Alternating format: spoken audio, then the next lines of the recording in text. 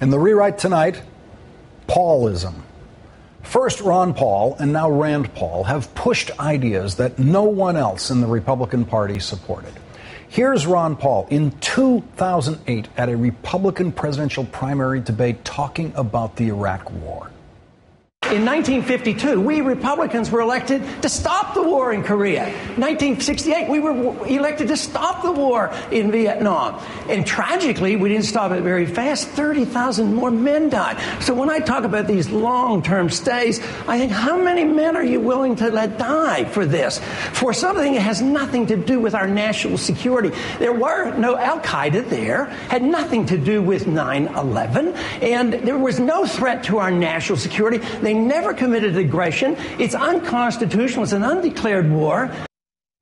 There he is at the Reagan Library saying that to Republicans. That is part of why Ron Paul lost in that campaign. He was saying things that Republicans did not want to hear. He also said plenty of things that Republicans did want to hear, but no Republican candidacy could possibly survive the things that Ron Paul said that the Republican Party was not ready to hear. And now, 5 years later, Paulism is running rampant in the Republican Party, at least on the matter of military interventions in the Middle East.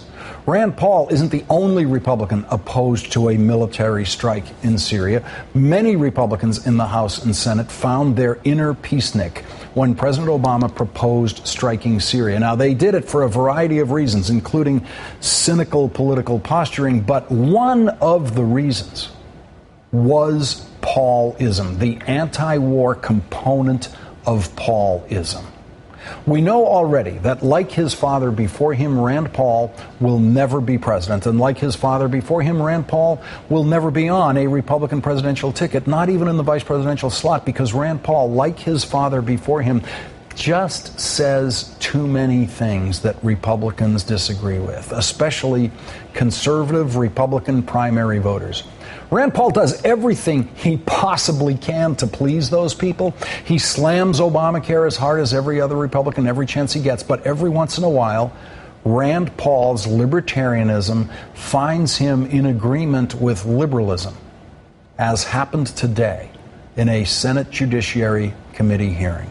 What you are about to hear Rand Paul say is absolutely extraordinary. What he said is all true. His reasoning is simple common sense. But virtually every word you're about to hear can and will be held against him in the court of Republican presidential politics. What you are about to hear is the politically bravest thing said in Washington today. If I told you that 1 out of 3 African-American males is forbidden by law from voting, you might think I was talking about Jim Crow 50 years ago.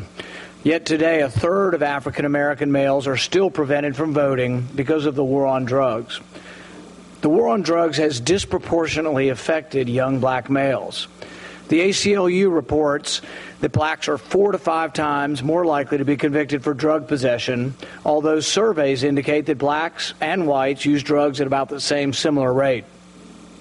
The majority of illegal drug users and dealers nationwide are white, but 3/4 of the people in prison for drug offenses are African American or Latino. Why are arrest rates so lopsided? Because it's frankly easier to go into the urban areas and make arrests than it is to go into suburban areas. Arrest statistics matter when applying for federal grants.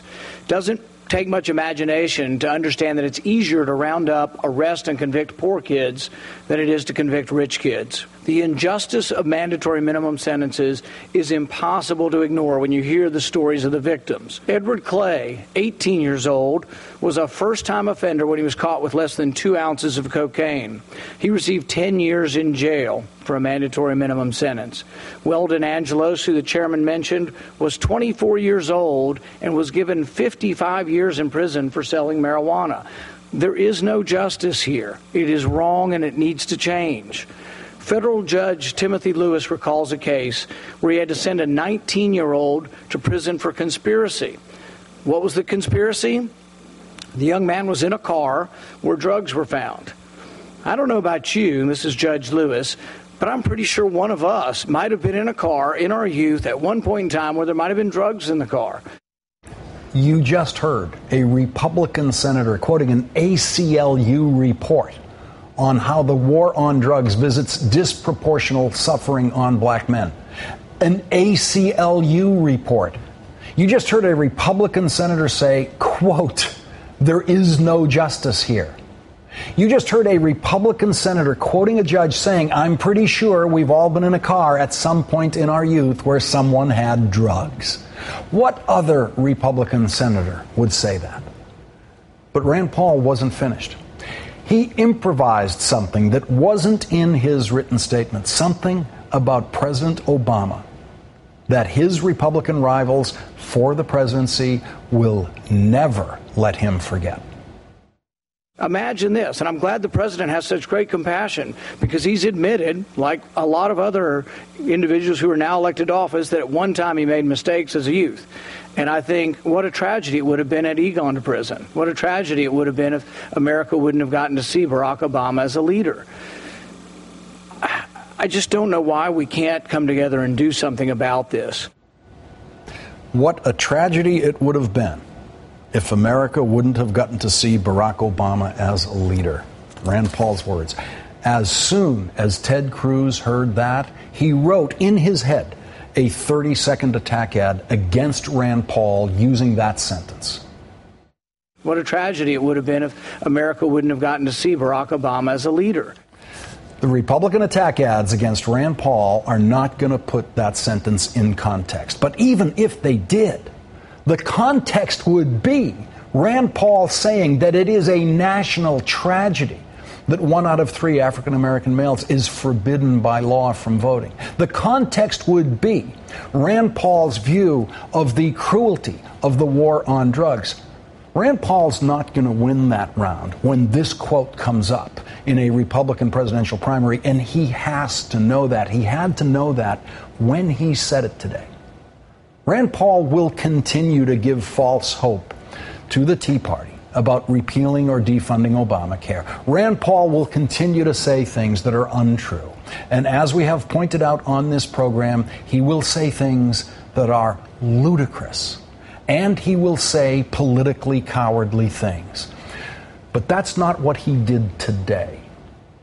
Senator Rand Paul said the politically bravest thing that anyone said in Washington today. What a tragedy it would have been if America wouldn't have gotten to see Barack Obama as a leader.